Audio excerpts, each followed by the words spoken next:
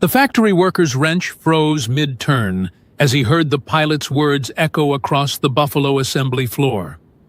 "I'm not flying that death trap." It was March 1942, and another test pilot had just walked away from the Bell P-39 Airacobra, the fifth refusal that week. The aircraft sat gleaming under the hangar lights, fresh paint still drying on its distinctive mid-engine fuselage. Everything about it looked revolutionary, from its tricycle landing gear to its nose-mounted 37mm cannon. But the men who were supposed to fly it into combat had another name for the revolutionary design. They called it the flying coffin. What made this rejection particularly devastating was the timing. America desperately needed fighters. The factories in Buffalo were running 3 shifts, 7 days a week, trying to build enough aircraft to turn the tide against Germany and Japan. Yet here was a brand new fighter that nobody wanted to fly. British pilots had tested it and cancelled their orders. The French never even received theirs before their country fell.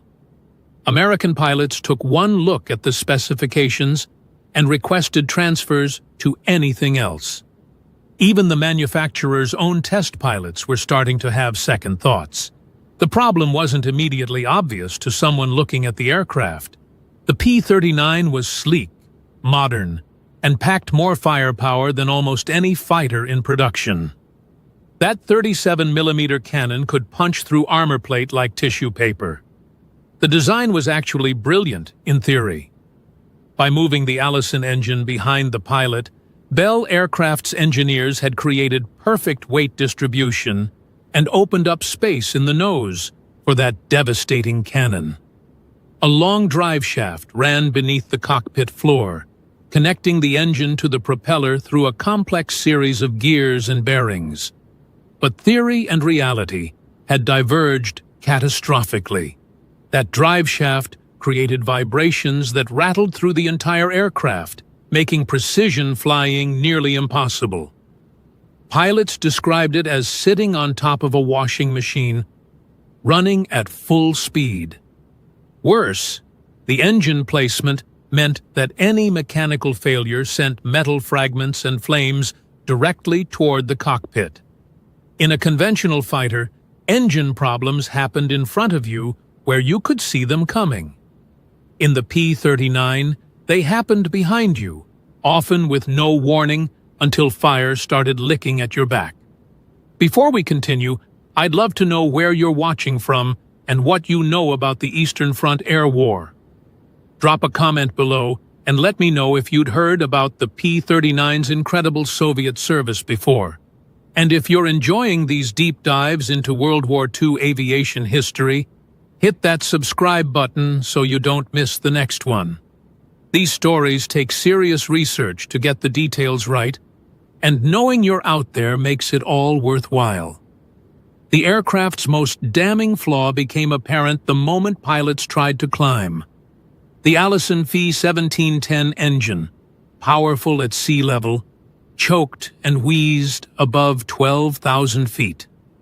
This wasn't just an inconvenience, this was a death sentence. German Messerschmitt Bf-109s cruised comfortably at 25,000 feet. Japanese Zeros operated even higher. A P-39 pilot trying to intercept enemy bombers would find himself struggling for altitude while enemy fighters dove on him from above with all the advantages of speed and position. Colonel Bruce Holloway, evaluating the P-39 for combat deployment in early 1942, wrote a scathing assessment that circulated through Army Air Force's headquarters. The aircraft is fundamentally unsuited for the high-altitude interception role for which it was designed. Its ceiling is inadequate, its rate of climb is poor above 10,000 feet, and its handling characteristics at altitude are dangerous. I cannot in good conscience recommend this aircraft for combat operations against the Luftwaffe. That assessment should have killed the program. In any rational procurement system, an aircraft that couldn't perform its intended mission would be cancelled. and the factory would retool for something more promising. But rationality had little place in wartime production. The United States was still reeling from Pearl Harbor. Factories were being built, workers were being trained, and production lines were being established. Canceling the P-39 would mean shutting down an entire manufacturing operation and starting over from scratch. The time lost would be measured in months, perhaps years. So the factories kept running. Workers in Buffalo continued riveting together airframes, installing engines and mounting weapon systems on aircraft that American and British pilots refused to fly. By the spring of 1942, hundreds of P-39s were rolling off production lines with nowhere to go. They sat in storage fields across the country, rows of unwanted fighters gathering dust, while the war raged on without them. Then came an unexpected solution.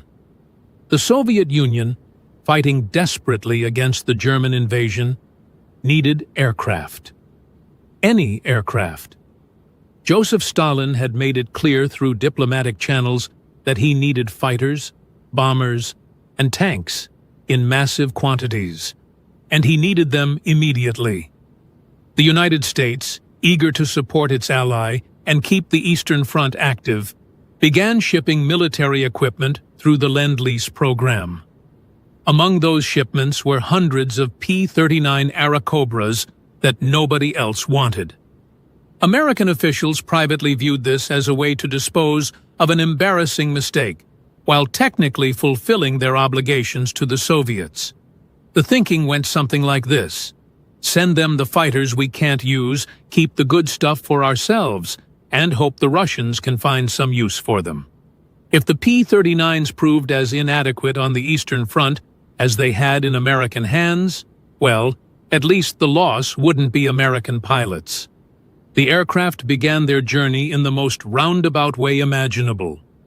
They were loaded onto cargo ships in American ports, sailed through U-boat-infested waters to Persian Gulf ports, then disassembled and transported overland through Iran into southern Russia. The journey took months. Many aircraft were damaged in transit. Some were lost to German submarines. But by late 1942, the first P-30s were arriving at Soviet air bases, where they received a reception very different from what they had experienced in America. Soviet pilots approached the Airacobra without preconceptions or prejudices. They didn't care about high-altitude performance because they weren't fighting at high altitude. The air war over the Eastern Front was brutal, chaotic, and conducted primarily below 10,000 feet. German Stukas dive-bombed Soviet positions at low level. Soviet Sturmovix attacked German tanks at treetop height. The desperate, swirling dogfights that characterized Eastern Front combat happened in the thick air, where the P-39's Allison engine performed beautifully. The first Soviet units to receive the Airacobra treated it as an experiment. Pilots accustomed to flying the Leg-3, a wooden fighter that was underpowered and poorly armed, found the P-39 to be a revelation. That 37mm cannon could destroy a German bomber with a single well-placed shot. The aircraft's sturdy construction meant it could absorb battle damage that would have torn apart the fragile Leg-3s. And in the low-altitude environment where Soviet pilots operated, the P-39 was actually faster and more maneuverable than many German fighters. Senior Lieutenant Grigory Rechkalov was among the first Soviet pilots to fly combat missions in the Airacobra. His initial assessment, filed in October 1942, revealed the cultural differences in how pilots evaluated aircraft. The American machine is heavy but solid. It does not climb well, but it dives like a stone. The cannon is magnificent. Today, I destroyed a Junkers Ju-88 with 3 shells. The entire tail section separated from the fuselage. This aircraft rewards aggression and punishes hesitation. That philosophy, aggression rewarded and hesitation punished, became the foundation of Soviet-era Cobra tactics. Pilots learned to use the aircraft's strengths while avoiding situations that exposed its weaknesses. They attacked swiftly from advantageous positions, fired that devastating cannon, and broke away before enemy fighters could respond. In the hands of pilots who understood its capabilities, the P-39 transformed from flying coffin to lethal predator. The pilot who truly mastered the Airacobra was Alexander Ivanovich Pokrishkin, a name that would become legendary in Soviet aviation history. Born in 1913 in Novosibirsk, Pokrishkin had started the war flying obsolete Y-16 fighters, struggling against superior German aircraft with outdated equipment and tactics. When he transitioned to the P-39 in early 1943, he immediately recognized its potential. Pokrishkin developed a tactical system specifically designed around the Airacobra's capabilities. He called it the Formula for Air Combat, a methodical approach that emphasized altitude advantage, speed management, and precise gunnery. His pilots would patrol at medium altitude, around 15,000 feet, watching for German formations below. When they spotted targets, they would dive, building tremendous speed, close to point-blank range, fire a brief burst from the 37mm cannon, then climb away using their momentum before enemy fighters could react. The tactic was devastatingly effective. Pokrishkin's personal score began climbing rapidly. 5 kills, then 10, then 20. By the time the Battle of Kursk erupted in July 1943, he was the Soviet Union's leading ace, and his unit flying American-built Airacobras was one of the most effective fighter regiments in the Red Air Force. German pilots began recognizing his radio call sign and warning each other when Pokrishkin was airborne. Achtung, Pokrishkin in der Luft became a common transmission on German frequencies. The Battle of Kursk demonstrated the P-39's capabilities on a massive scale. German forces launched their final major offensive on the Eastern Front, committing thousands of tanks and aircraft in an attempt to encircle and destroy Soviet forces near the city. The Luftwaffe deployed its best units, expecting to achieve air superiority quickly. Instead, they encountered Soviet fighter regiments equipped with P-39s, flown by pilots who had spent months perfecting their tactics. During the first week of the battle, Pokrishkin's regiment claimed over 100 German aircraft destroyed. His personal tally for July 1943 reached 23 confirmed kills. The German offensive, which had counted on air superiority to protect ground forces, found itself constantly harassed by Soviet fighters that appeared, struck, and vanished before the Luftwaffe could respond effectively. The P-39's heavy armament proved particularly effective against German Ju-87 Stuka dive bombers, which were slow and vulnerable to the cannon's devastating firepower. Reports of the P-39's success on the Eastern Front began filtering back to American intelligence agencies by mid-1943. The assessments were initially met with disbelief.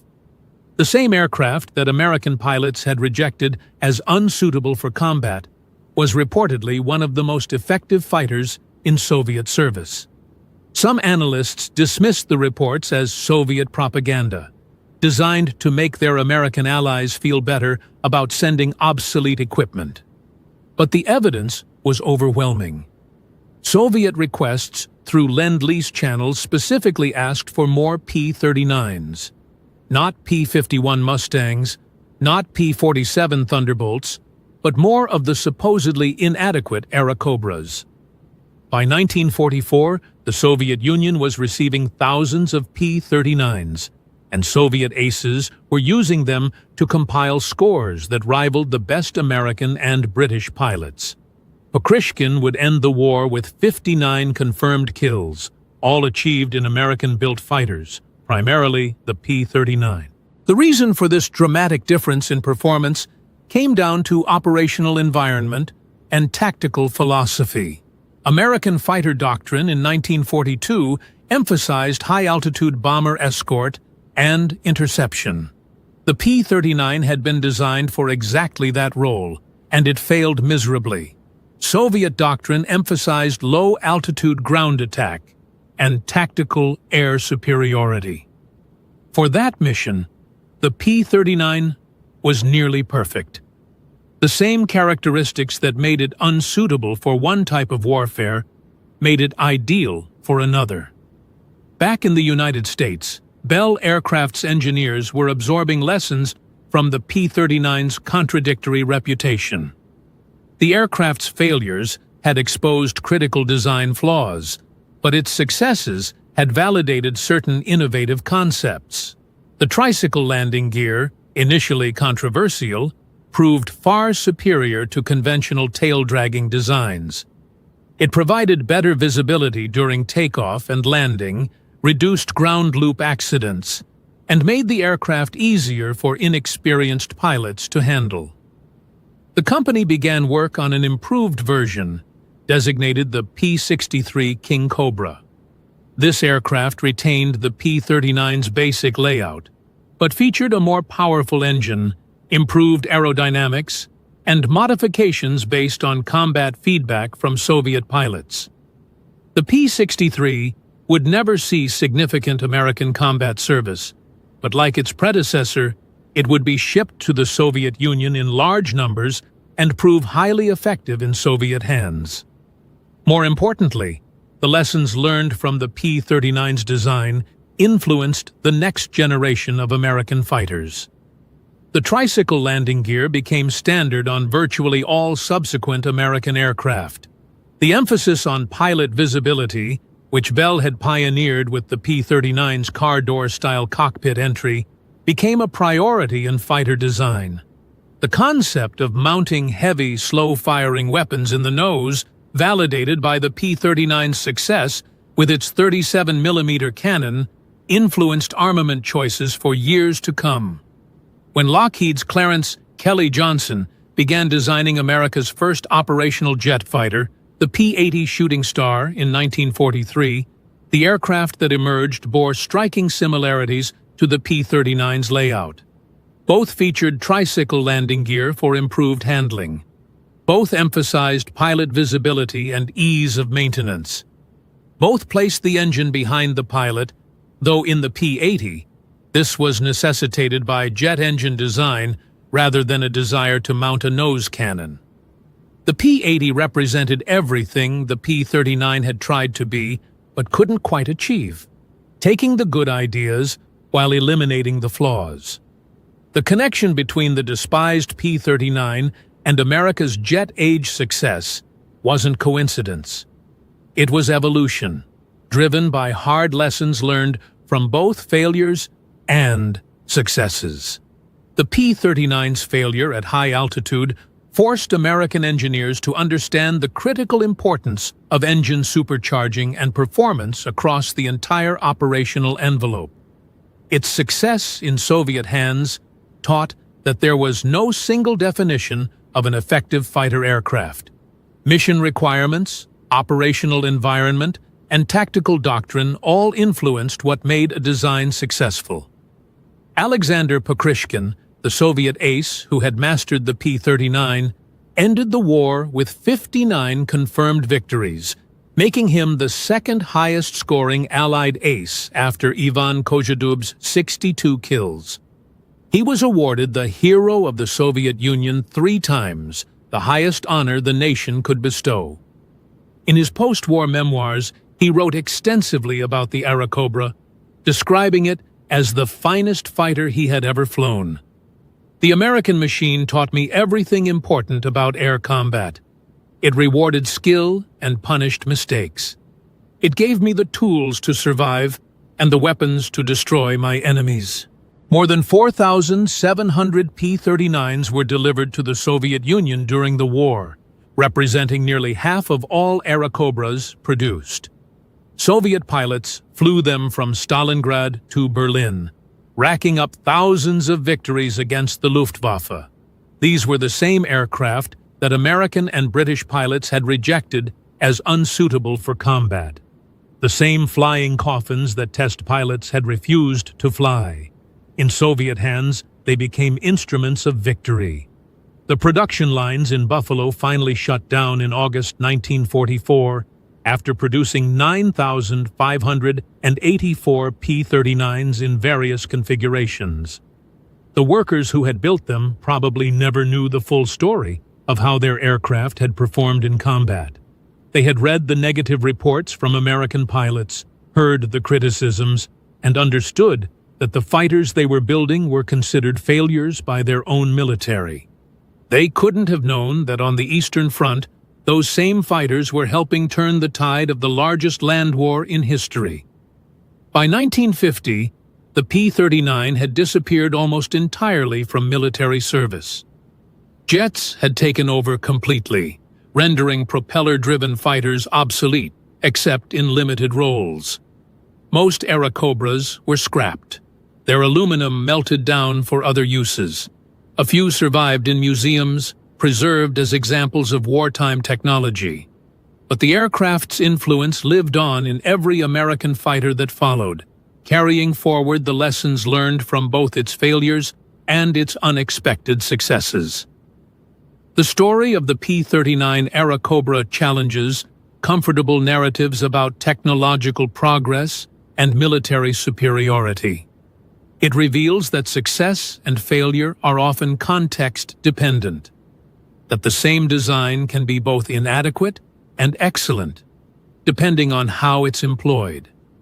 It demonstrates that innovation sometimes comes from unexpected sources and that the path to progress is rarely straight or predictable. American aviation designers who initially mocked the P-39's unconventional layout later adopted many of its features in their jet fighters.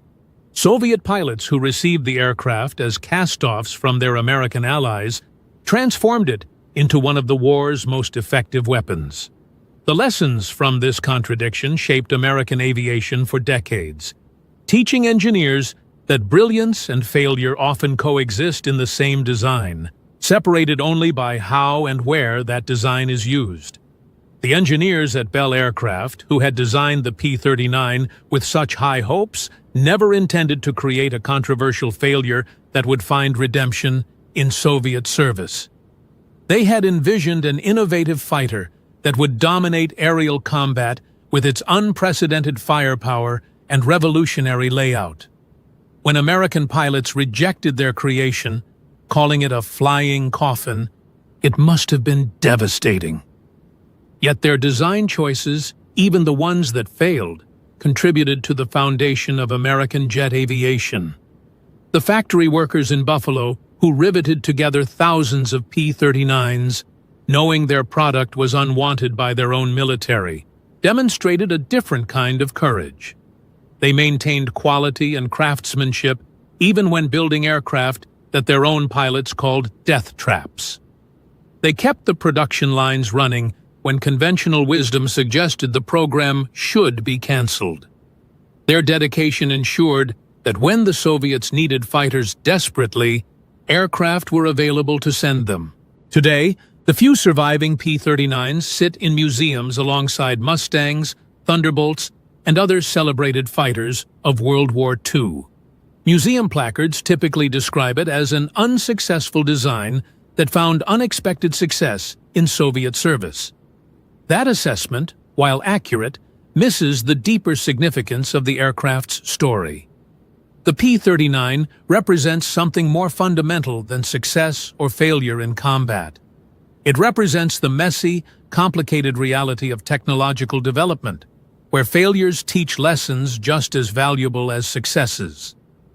The fighter that nobody wanted ended up teaching American aviation designers everything they needed to know about building the world's finest aircraft. Its flaws exposed critical gaps in understanding. Its unexpected success in Soviet hands demonstrated that design requirements must match operational reality. Its innovative features, refined and improved, became standard elements of jet fighter design.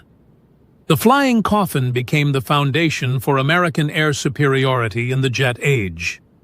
When the North American F-86 Sabre, America's premier jet fighter of the Korean War era, took to the skies in 1947, it carried DNA from the despised P-39, the tricycle landing gear that made ground handling safe and predictable, the emphasis on pilot visibility and cockpit ergonomics, the understanding that fighter design required careful balance between competing requirements.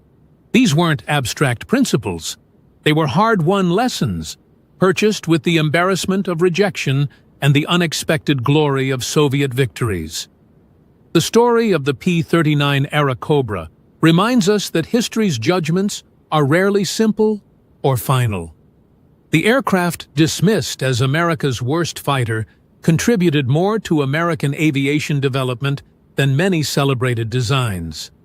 The flying coffin that pilots refused to fly enabled Soviet pilots to achieve scores rivaling the war's greatest aces. The failure that should have been cancelled taught lessons that shaped the future of aerial combat. Sometimes the machines we reject teach us more than the ones we embrace, and sometimes the worst becomes the foundation for the best.